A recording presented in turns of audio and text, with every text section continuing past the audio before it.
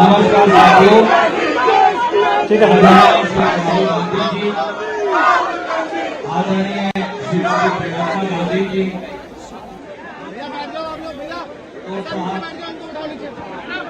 आदरणीय भूपेश बघेल जी, विपक्ष के नेता आदरणीय जी। तो नाज़रीन, आपको बता दें कि इस वक्त राहुल गांधी ईडी के दफ्तर पर मौजूद हैं, यानी हेडक्वार्टर पर मौजूद है। माफ़ कीजिएगा नाज़रीन, आपको बता दें कि इस वक्त राहुल अपने कांग्रेस के दफ्तर पर मौजूद हैं और ईडी की सामने पेशी से पहले वो अपने तमाम कारकुनान के साथ इस वक्त तबादुल ख्याल कर रहे हैं। आपको बता दें कि थोड़ी देर के बाद ही वो ईडी के सामने उनकी पेशी होने वाली है और उससे कबल वो अपनी कांग्रेस के हेडक्वार्टर पर पहुंचे और तमाम कारकुनान के साथ उनका तबादुल ख्याल किया जा रहा है। इस वक्त की ताज़ा तस्वीर कांग्रेस हेडक्वार्टर से, जहां पर राहुल गांधी मौजूद हैं और अपने तमाम कारकुनान के साथ इस नौकरी पेशा की आवाज है, ख्याल कर रहे हैं। उस आवाज का नाम है श्री राहुल गांधी। इस देश में थोड़ी देर के बाद ही इस देश में जब जुल्म दफ्तर पर पहुंचेंगे और वहां पे पूछताछ के लिए उन्हें राहुल गांधी। तो पूरे मामले पर हमारे साथ बात करने के लिए रवि हमारे साथ जुड़ चुके हैं। रवि, अभी की क्या ताजा सूरत हाल?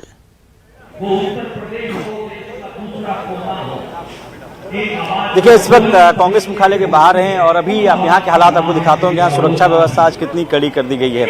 पहले जो बैरिकेडिंग थी, कल की बैरिकेडिंग जो थी, इस तरफ जाने की अनुमति थी, लेकिन आज आप इधर देखें, यहाँ पे बैरिकेडिंग कर दी गई है और इसके आगे किसी को जाने की अनुमति नहीं होगी।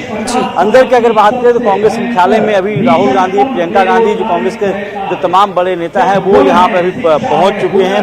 अंदर पे जो लीडर्स हैं वो अपनी बात को रख रहे हैं और माना जा रहा है कि आज एक बार फिर से यहाँ से कांग्रेस मुख्यालय से एक मार्च करने का कार्यक्रम है। लेकिन जिस तरह की सुरक्षा व्यवस्था यहाँ की गई है, उससे ऐसा लग नहीं रहा है कि उनको यहाँ से बाहर जाने दी जाएगी, क्योंकि ये कांग्रेस का जो मुख्यालय है, इस मुख्यालय में जो लीडर्स है वो जरूर आ गए हैं। वहीं पीछे की अगर बात करें, जो आप देख सकते हैं, जो अमला है पुलिस महकमे की अगर बात करें तो बैरिकेडिंग पूरी तरह से की गई है। कल कई लीडर्स थे जिनको डिटेन किया गया था। आज की अगर बात करें तो उनकी तरफ से जरूर ये मांग की जा रही थी कि वो यहाँ से जाएं, उनको जाने की अनुमति दी जाए, लेकिन आज भी अनुमति नहीं है।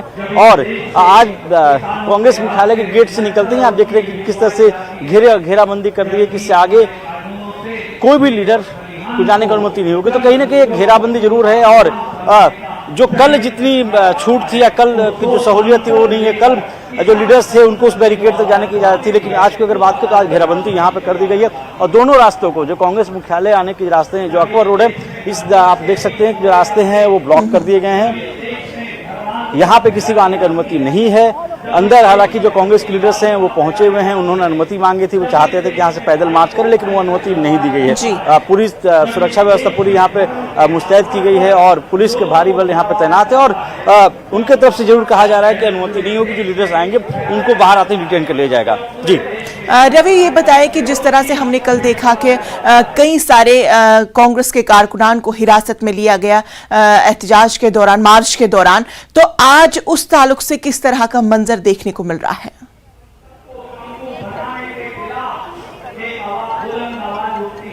देखिए, आज की अगर बात करें तो आप देख सकते हैं कि यहाँ पे जो बस है, कांग्रेस मुख्यालय से निकलते हैं कुछ कदमों की दूरी पे ये बस लगा दी गई है। तो इसका मतलब ये हो रहा है कि जो भी लीडर्स निकलेंगे उनको बाहर या उनको यहीं डिटेन कर लिया जाएगा और आगे आने की अनुमति नहीं होगी। कल की अगर बात करें तो कल अकबर रोड से जो दूसरा रास्ता था जहाँ से ईडी दफ्तर जा सकते थे, वो रास्ते खुले हुए थे, लेकिन आज रास्ते बंद कर दिए गए हैं। आज यहीं पर मुख्यालय से निकलते ही पुलिस के जो दस्ता है वो तैनात है, सुरक्षा बल तैनात है यहाँ पे। तो ऐसे में बहुत ज़्यादा नहीं कह सकते कि उनको यहाँ से ज़्यादा आगे जाने की अनुमति होगी।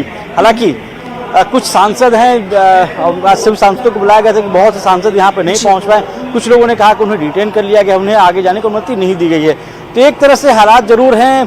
कांग्रेस तरफ से कोशिश जरूर ये की जाएगी कि वो यहाँ से पैदल या यूं कहीं मार्च करते हुए जाएं, क्योंकि यहाँ से बहुत ज़्यादा दूरी नहीं है, लेकिन उन्हें यहाँ से आगे जाने की अनुमति नहीं दी गई है। और इसी बाबत अभी अब जो रास्ते हैं वहाँ से आने के लिए भी किसी को गाड़ी के साथ नहीं आने दिया जा रहा है। जो सांसद हैं उन्हें भी पैदल आने दिया जा रहा है। गाड़ी आप देख रहे हो, बस हमारी दाहिनी साइड में दिख रही है। ये बस यहाँ इसलिए लगाई गई है कि अगर लीडर्स जाने की कोशिश करते हैं तो उनको यहाँ पे डिटेन किया जाए, उनको यहीं पे रोका जाए।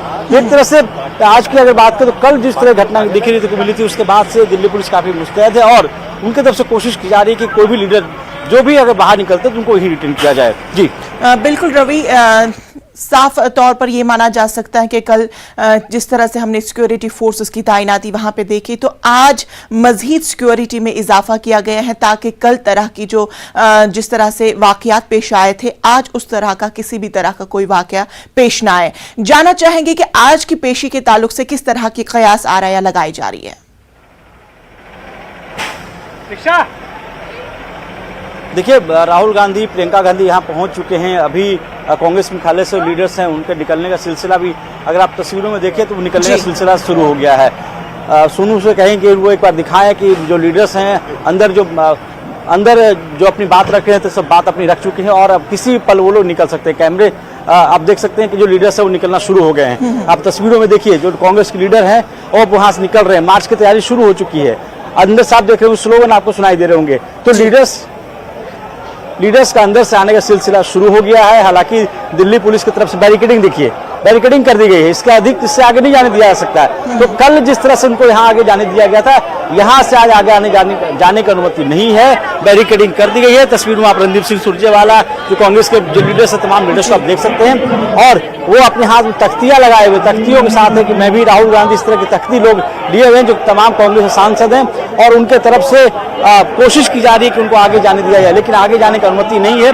तस्वीरों में मैं कहूंगा अपने वीडियो जर्नलिस्ट को दिखाएं कि किस तरह से कांग्रेस मुख्यालय गेट से आगे आने की कोशिश जरूर सब कर रहे हैं, लेकिन उन्हें आगे आने की अनुमति नहीं है।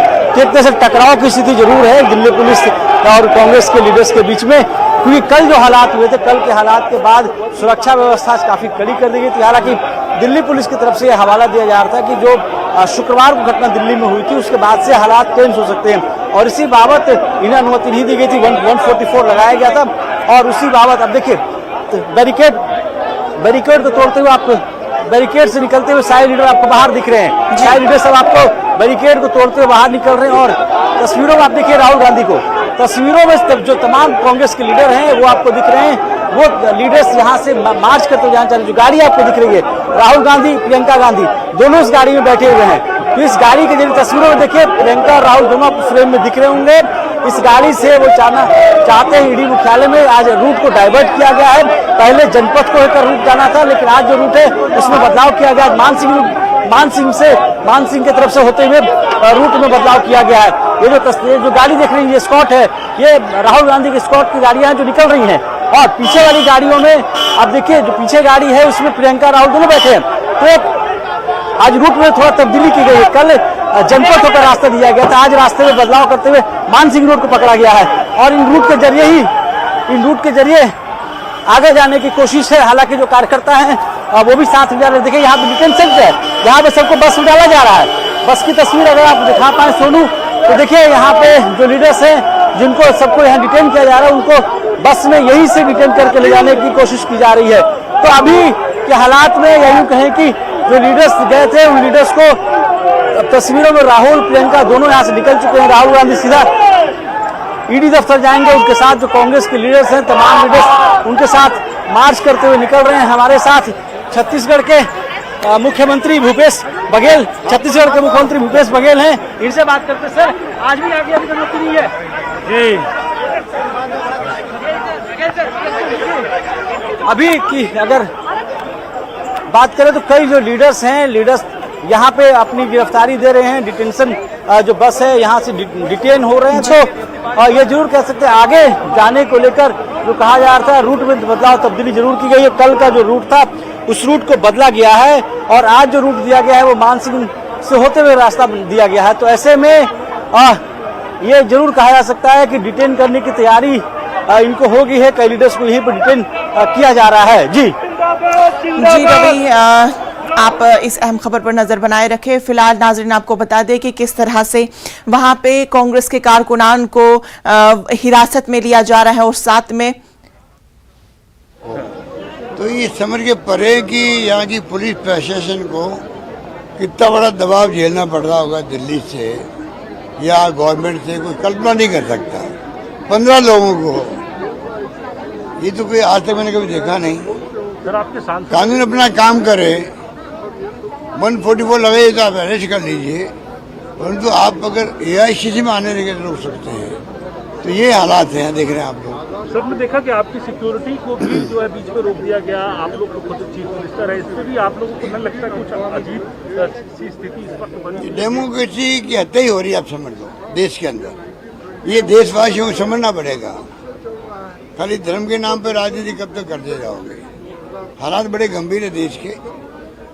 पूरे देश में गांव तक में तनाव हो गया है, समझ नहीं पा रहे सरकार। कस्बों में तनाव हो गया है, चाहे रामनवमी हो और चाहे वो शुक्रवार की नमाज हो।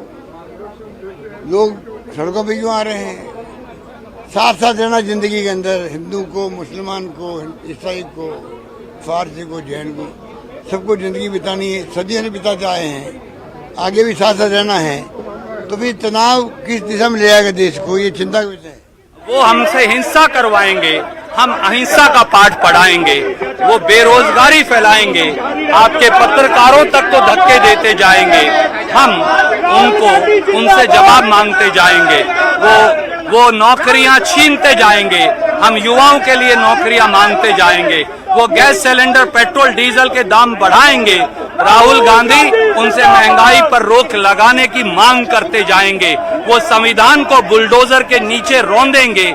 हम पहले अपने शरीर को संविधान से पहले उस बुलडोजर के नीचे लगाएंगे। यही हमारा देश है। हम गांधी के उत्तराधिकारी हैं, हम हारेंगे नहीं, हम झुकेंगे नहीं, हम दबेंगे नहीं। सुन रहे थे, इन्होंने कहा कि हारेंगे नहीं, झुकेंगे नहीं।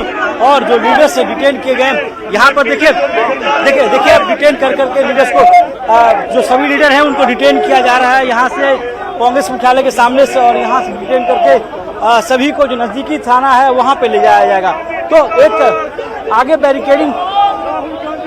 बैरिकेडिंग कर दी गई है। आप जो अकबर रोड है, अकबर रोड पे ही बैरिकेडिंग कर दी गई, इसके आगे जाने की अनुमति नहीं है। जो भी लीडर्स यहाँ प्रोटेस्ट कर रहे थे, आप तस्वीरों में देखिए, कई लोगों को डिटेन करके इस बस में रखा गया है, और यहाँ से जो नजदीकी पुलिस स्टेशन है वहाँ पे इनको थाने में ले जाए। कल भी जो लीडर्स हैं उनको डिटेन सुरक्षा के बाद, देखिए डीसीपी यहाँ पे आपको दिख रही होंगी तस्वीरों में। एक लगातार इन लोगों की तरफ से कोशिश की जा रही है कि किसी भी तरह से स्थिति यहाँ न बिगड़े, और इसी बाबत जो पुलिस के आला अफसर हैं, आला अधिकारी हैं, वो भी यहाँ पे मौजूद है। अभी तस्वीरों में रणदीप सिंह सुरजेवाला, हरीश रावत और BM संदीप, जो जब बड़े नेता हैं यहाँ पे, सभी लीडर्स को आप देख रहे होंगे, उन सबको यहाँ पे डिटेन करके जो नजदीकी पुलिस स्टेशन है। क्योंकि आज जो सबसे बड़ी बात की गई थी, आज इन्होंने रूट में बदलाव किया था। कल जो रूट था, कल के रूट में और आज के रूट में थोड़ी सी बदलाव किए गए थे, तब्दीली की गई थी।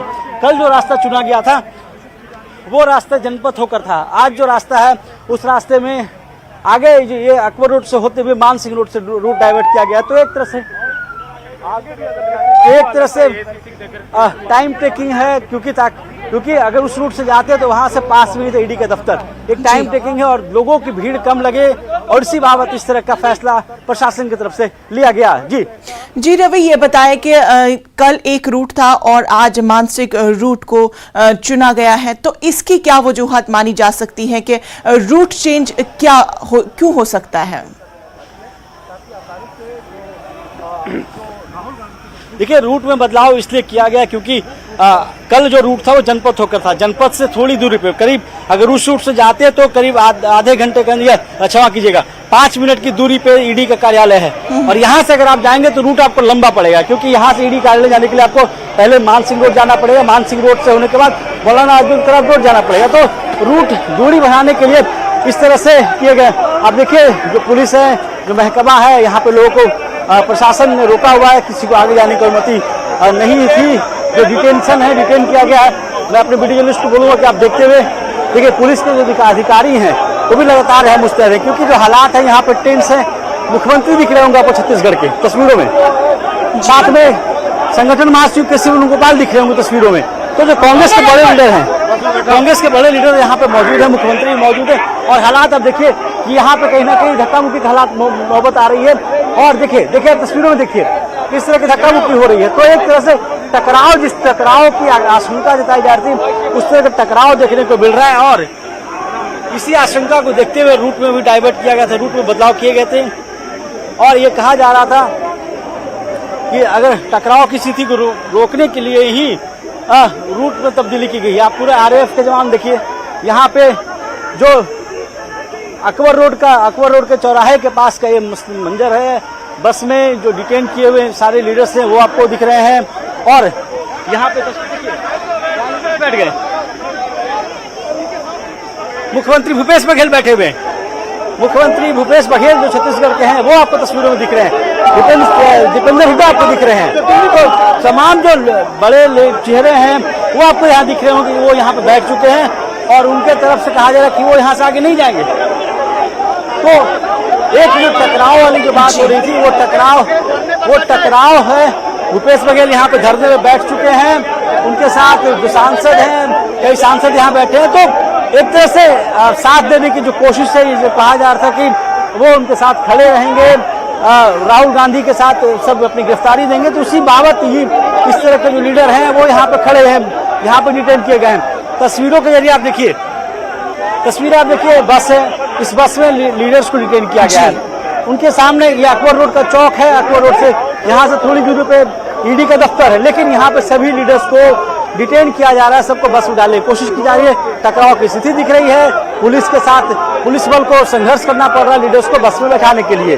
जी बिल्कुल रवि, हम अपने नाजरीन को अभी ये बता दें कि किस तरह से कांग्रेस के कारकुनान को इस वक्त डिटेन किया जा रहा है, हिरासत में लिया जा रहा है। जिस तरह पे कांग्रेस के बड़े चेहरे, बड़ी शख्सियत वहां पे धरने पर बैठ चुकी है और राहुल की पेशकदमी जो है वो ईडी के दफ्तर की जानिब जारी है और कांग्रेस के बड़े कारकुनान वहां पे सड़कों पर बैठकर एहतिजाज दर्ज कर रहे हैं। पैदल मार्च करना चाहते थे, लेकिन पुलिस की कड़ी इंतजामात की वजह से वो आगे नहीं बढ़ सकते हैं। बैरिकेडिंग की जा रही है, वहां पे पुलिस की बड़ी तैनाती वहां पर अमल में लाई गई है। आप तस्वीरों में साफ तौर पर देख सकते हैं कि किस तरह से प्रियंका गांधी और राहुल गांधी ईडी की दफ्तर जा रहे थे। नाज़रीन, इस अहम खबर पर हमारी नजर बनी रहेंगी। फिलहाल खबरों में वक्त हुआ एक छोटे से वक्फे का।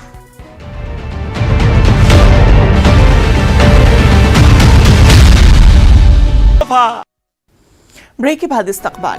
पंजाबी गुलकार सिद्धू मूसेवाला कत्ल केस का पुणे कनेक्शन सामने आने के बाद पंजाब पुलिस की एक टीम पुणे पहुंच गई है। टीम में डीएसपी सतह के आला अफसरान मौजूद हैं। गुजरात से पुणे पुलिस के जरिए गिरफ्तार किए गए शार्प शूटर संतोष जाधव से पंजाब पुलिस पूछताछ करेगी। फिलहाल सौरभ महाकाल और संतोष जाधव 20 जून तक पुलिस तहवील में है। इस पूरे मामले पर हमारे साथ बात करने के लिए बराह रास्त मुंबई से जुड़ चुके हैं प्रशांत पांडे। प्रशांत, अब पंजाब पुलिस पुणे पहुंच चुकी है, क्या कुछ है इस ताल्लुक से तफसीलात? बिल्कुल, देखिए, संतोष जाधव से पूछताछ करने के लिए टीम जो है पुणे पहुंच चुकी है और हमने देखा है कि पुणे पुलिस ने जो है कच्छ से संतोष जाधव को गिरफ्तार किया था। कुल मिलाकर देखा जाए मामला जिस तरह से सिंगर से जुड़ा है मूसेवाला से, उसी मामले की जांच करने के लिए ये टीम जो है पुणे पहुंची है और इनके पास क्या बातें हैं, क्या सवाल है, ये विस्तार से बात जाधव से करेंगे। लेकिन सबसे बड़ी बात मैं आपको बताऊं कि जिस तरह से पुणे पुलिस की कस्टडी में 20 तारीख तक जो है संतोष जाधव है और यही वजह है कि अगर इन्हें ट्रांजिट रिमांड लेनी होगी, अगर ज़रूरत पड़ी कि उसे पंजाब लेके जाना है पुलिस को, तो 20 तारीख तक इंतज़ार करना होगा, क्योंकि कानूनन जो प्रक्रिया है उसके मुताबिक 20 जून तक वो पुणे पुलिस की कस्टडी में है। जब उसे एक बार अदालत में पेश किया जाएगा तो उसके बाद ट्रांजिट रिमांड की मांग जो है अदालत में रखी जा सकती है। लेकिन सबसे बड़ी बात कि किस तरह से मूसेवाला हत्याकांड में संतोष जाधव का रोल था, कितने शूटर्स थे और इसने ही गोलियां चलाई थी, ये तमाम एंगल है जिस पर जांच करने के लिए डीएसपी साथ में 2 अधिकारी यानी 3 लोगों की टीम कल रात पुणे पहुंच चुकी है और 11 बजे के बाद ये बताया जा रहा था कि पुणे पुलिस से बातचीत करके संतोष जाधव से पूछताछ की प्रक्रिया को भी अंजाम दिया जा सकता है। बहरहाल वो कागजी कार्रवाई करनी बाकी है, उसके बाद जो है पूछताछ की प्रक्रिया को शुरू किया जाएगा। लेकिन ये बात सामने आ चुकी है कि ज़रूरत पड़ा तो संतोष जाधव को पंजाब जो है पुलिस लेकर जा सकती है। तो चलिए प्रशांत, आप इस अहम खबर पर अपनी नज़र बनाए रखें। तफ्तीश के दौरान क्या कुछ सामने आ जाएगा उन पर भी हमारी नज़र बनी हुई है। फिलहाल आपका बेहद शुक्रिया। सदारती इंतखाबात के लिए अपोजिशन जमातों ने मीटिंगों का दौर शुरू कर दिया है। इसी बीच कई कयास भी लगाए जा रहे हैं। Opposition जमातें NCP chief Sharad Pawar को अपना सदारती उम्मीदवार बनाने को लेकर मुत्तफिक होती हुई नजर आ रही है। कांग्रेस, आप और तृणमूल कांग्रेस शरद पवार को अपोजिशन का उम्मीदवार बनाना चाहती है। हालांकि अभी तक शरद पवार की जानिब से इस ज़मन में कोई बाज़ाब्ता बयान सामने नहीं आया है। वाज़ेह रहे कि 24 जुलाई को सदर जमहूरिया हिंद रामनाथ कोविंद का टर्म खत्म होने वाला है और 18 जुलाई को सदारती इंतखाबात होना है।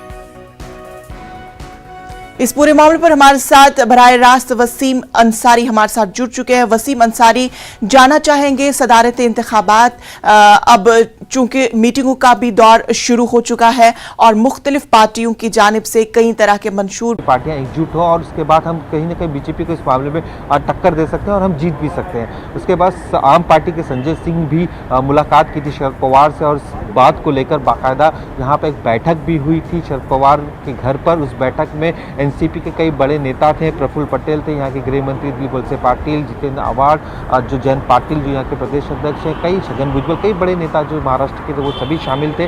उनका साफ तौर पर यही आग्रह था कि राष्ट्रपति चुनाव को लेकर किस तरह से प्रेशर्स बनाए जा रहे हैं और वो चाहते हैं कि एनसीपी का इसमें मुख्य किरदार हो और शरद पवार इसकी अगुवाई करें। तो कई नेताओं ने उस बैठक में इस बात का भी जिक्र किया कि आप प्रेसिडेंट की रेस में ना जाएं बल्कि यूपीए की जो अध्यक्ष है उस पोस्ट पर जाए। यूपीए का अध्यक्ष बनना अपने आप में एक बड़ा कहीं ना कहीं महत्व नजर आता है, जिसे देखते हुए कई नेताओं ने इस तरह के सुझाव दिए और शरद पवार ने भी इस बात पे जोर दिया कि वो प्रेसिडेंट के उम्मीदवार नहीं है। भले ही जो विरोधी पार्टियां हैं सभी वो चाहती हैं कि शरद पवार एक एक्सपीरियंस नेता है, महाराष्ट्र में उनकी एक बड़ी पकड़ है, देश की राजनीति की उनको बहुत ही अच्छी समझ है, तो ऐसे वक्त में एक बेहतर चेहरा हो सकता है। लेकिन शरद पवार ने भी इन अटकलों को कहीं ना कहीं ख़त्म कर दिया है। देखने वाली बात ये होगी कि जब 15 जून को जो बैठक होने वाली अपोजिशन की वो किस तरह से शरद पवार को मना पाते हैं। लेकिन उनके पार्टी के लोगों का साफ तौर पे यही मानना है कि यूपीए का अध्यक्ष उन्हें बनाया जाए ताकि आने वाले जो इलेक्शंस होंगे लोकसभा के उस दौरान वो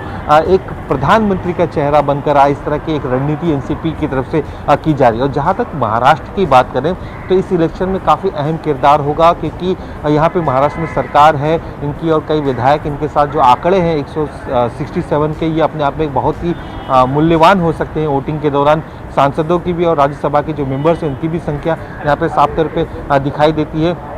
जिस तरह से पूरी वोटिंग का प्रोसेस, उस प्रोसेस में लोकसभा से जीते हुए जो सांसद है वो, राज्यसभा के जो जीते हुए सांसद वो और विधान सभा से जो जीते हुए सांसद है वो इसमें वोटिंग करते हैं। सभी का अलग अलग मूल्यांकन होता है। उसी हिसाब से देखा जाए तो महाराष्ट्र में एक वैल्यू बड़ी बनती है, तो एक बड़ा रोल है जिसकी वजह से सभी अपोजिशन पार्टियां चाहती हैं कि किसी भी हाल में जो महाराष्ट्र की सरकार है, खास करके तीनों पार्टियां, महाविकास आघाड़ी सरकार और शिवसेना, और वो भी इसमें शामिल है। और शिवसेना की तरफ से भी इस बात पर जोर दिया जा रहा है कि किसी एक बड़े चेहरे को, खास करके पवार साहब के चेहरे को आगे बढ़ाया जाए। अब धीरे धीरे रणनीति लोगों की अपनी तरफ से दिखाई दे रही है। कोशिश यही है अपोजिशन की कि किसी भी हाल में बीजेपी के सामने एक स्ट्रॉन्ग कैंडिडेट खड़ा किया जाए ताकि जो जीत और हार के जो मार्जिन उस पर कम फर्क पड़े। और शरद पवार का एक ऐसा चेहरा है कि वो किस तरह से आगे की रणनीति तय भी कर सकते हैं आने नहीं जाने के लिए। लेकिन सबसे अहम बात, जिस तरह से पवार साहब ने इस बात को हमेशा बोलते रहे कि वो राष्ट्रपति के चुनाव नहीं लड़ना चाहते, वो उनके कैंडिडेट नहीं है,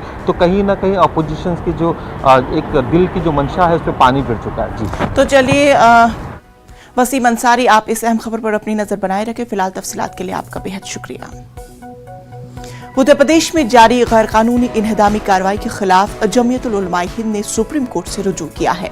आज सुप्रीम कोर्ट में जमीयत की इस अर्जदाश्त पर समाअत होगी। वाज़ेह रहे कि 10 जून को आहानत रसूल सल्लल्लाहु अलैहि वसल्लम के खिलाफ हुए एहतजाजी मुजाहिरे के बाद यूपी हुकूमत एहतजाजियों के खिलाफ कार्रवाई कर रही है। गिरफ्तारियों के अलावा एहतजाज में शामिल होने वाले अफराद के मकानात व इमलाक को मुनहदिम किया जा रहा है। यूपी हुकूमत कानपुर, इलाहाबाद और सहारनपुर में इन्हदामी कार्रवाई को अंजाम दे रही है। जमीयतुल उलमा हिंद ने अपनी अर्जदाश्त में सुप्रीम कोर्ट से यूपी हुकूमत को इस गैरकानूनी कार्रवाई को रोकने और मुतासरीन को मुआवजा देने के अलावा इन्हदामी कार्रवाई में मुलविस महकमों और अफसरान के खिलाफ कानूनी कार्रवाई की अपील की है।